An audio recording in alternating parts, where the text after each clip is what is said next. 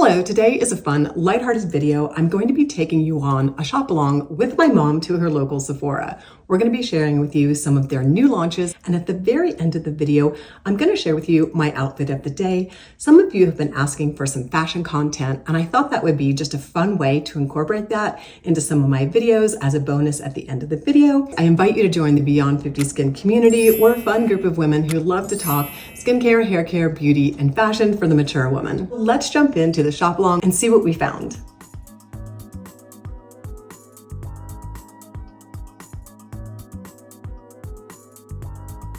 My mom decided to pick up In Beauty's new sunscreen launch, Mineral Sun Glow SPF 43. She felt it had too much of a peach tone for her skin tone. She's probably a Fitzpatrick 1 that leans a little bit more pink, and I'm a Fitzpatrick 1 to 2, and I lean a little bit more yellow to neutral. So I'm gonna give it a try next. She's gonna pop it in the mail to me, and we'll see what it looks like on my skin. As you can see, it's a fairly good match on my hand right here, so I think it's gonna work out perfectly for me. We'll see how it looks on once it arrives. I'm planning to do another sunscreen video, kind of a wrap-up video of all the sunscreens that I've tried this summer and sharing with you maybe my top 5. Peter Thomas Roth Max Vitamin Defense Sunscreen Broad Spectrum SPF 50 isn't necessarily a new launch. It was launched in 2023, but it is new to me. It's a chemical sunscreen with all the typical 4 chemical sunscreen filters that we find in the US sunscreens: avobenzone, homosalate, octocylate, and octocrylene. It runs kind of a mid-range at $42 for the 1.7 ounce. And of course, it blends in beautifully for all skin tones. I was really excited to see the Tatcha Silk Sunscreen relaunch SPF 50 all mineral weightless sunscreen with 10% zinc oxide. Their original packaging was troublesome. It peeled off. The original formula also had a tendency to pill really badly and leave this really shiny look. I have to say the relaunch is much nicer. It gives a more silky look to the skin, and it definitely doesn't peel. I think they did a great job on the relaunch, and I'm really glad they listened to consumers because this is a pricey little sunscreen coming in at $64 for 1.7 ounces. Skin has come out with 2 new sunscreens this year, both SPF 30, a mineral and a chemical, and the packaging is so similar, so be careful when you're picking it up. Not to confuse the issue, but they also have a complexion product that released at SPF 30, so just be aware of the packaging. It's some refillable packaging, which is kind of unique, but just make sure you read your labels. Another relaunch this season is the SPF 30 Biossance Mineral Sunscreen. It was beloved by many, but they pulled it last year sometime, and now they have a relaunch. As you can see on this model, for very deep skin tones, it will leave a slight ashy tone that you'll need to cover up with a touch of makeup. I hope the formula is as good as it was before. I have heard some rumors that it's not quite as great, but I'm definitely interested in trying this relaunch once I get through the 15 or 20 sunscreens that I'm currently going through. Kiehl's Skincare originated as an apothecary brand in the East Village in New York in 1851. It's been around for a while. They have a very interesting new sunscreen launch, SPF 30. What makes this sunscreen really interesting is it contains malazial at 0.5%. This is an interesting new discoloration treatment. It's actually of 3 different molecules and goes by the chemical name 2-mercaptoglycine. So it's one of those compound formulas that's supposed to help fight pigment. I found one study done by NIH, and I will link that in the description if you're interested in looking into this further. It's very similar to the concept of matrixyl, which is several peptides where companies have combined them and created a proprietary compound.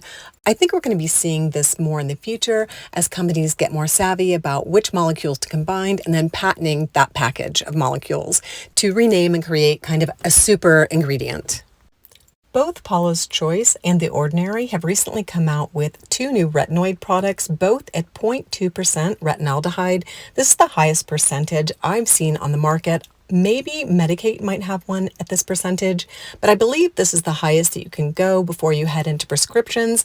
And remember, retinaldehyde is about 11 times more effective according to studies than retinol, and of course it's not as effective as prescription tretinoin or retinoic acid, but sometimes my skin just can't tolerate my prescription, and I think it'd be interesting to see if it can tolerate the 0.2% retinaldehyde. I've been able to tolerate 0.1% very easily.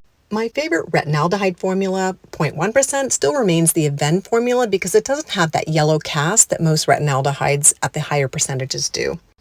I received all 3 of the new shades in the Tatcha Kasu lip tint launch in PR. Now, they only released 3 colors, but I think they have all the basics covered. Camellia is what I'm wearing today with nice pink tones. Midnight Lily offers a touch of mauve, and you can layer these for light to deeper coverage. They layer really well. You can get more of a light sheer coverage with 1 swipe, up to 3 swipes to give you a more deeper depth of color. And the last color, which covers our peaches, is the Plum Blossom. Now I will say this tends to dry out after 2 to 3 hours, so I always carry a clear lip gloss. This is just the Sephora brand lip gloss. It works really well. That's what I'm wearing today, just for touch-ups throughout the day. I don't feel like I need to add more color, but I do feel like I need a lip gloss after a couple hours.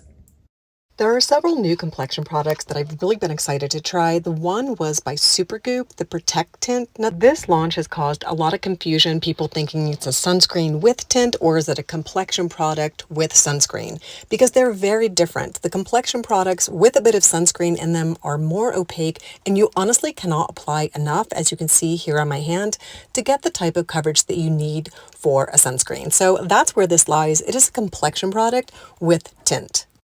Summer Friday Skin Tint is another skin tint that I've been so excited to try. I've heard a lot of buzz about it.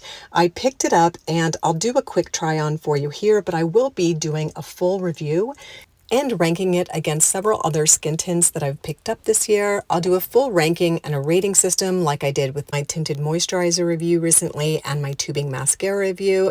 You guys have given me some great feedback recently on those videos that you find the ranking and the reviews really helpful in choosing products that are most suited to your beauty preferences and skin type.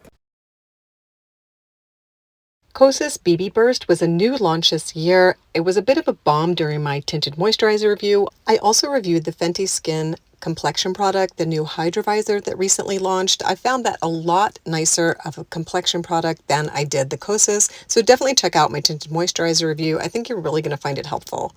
I almost included the Say Slip Tint in my review, but I didn't because so many people have reviewed it. I know it's an icon for so many of you, but honestly, I had never tried it before.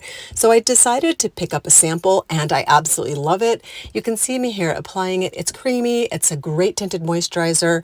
Definitely one that I will probably pick up in the future. The Anastasia Beverly Hills is the newest brow gel that I've tried. I will be doing a review of that in my fails and faves video coming up. You can see me applying it here. I am using it, but I don't know how high it's going to rank in my favorite brow gel category. The only hair care product that really intrigued me this shop is the K18 Biometric, the Hair Science, the Air Wash. I've been trying to find this product. It's always out of stock at my local Sephora, but I saw Abby Young do a really quick review on it recently. I didn't realize that it was a liquid product that you have to blow dry. So I'm not sure that's something I'm really interested in. I want to use a dry shampoo where it is literally a dry shampoo. If you've tried the new Air Wash and you love it, definitely leave me a comment down below. This product definitely has me slightly confused.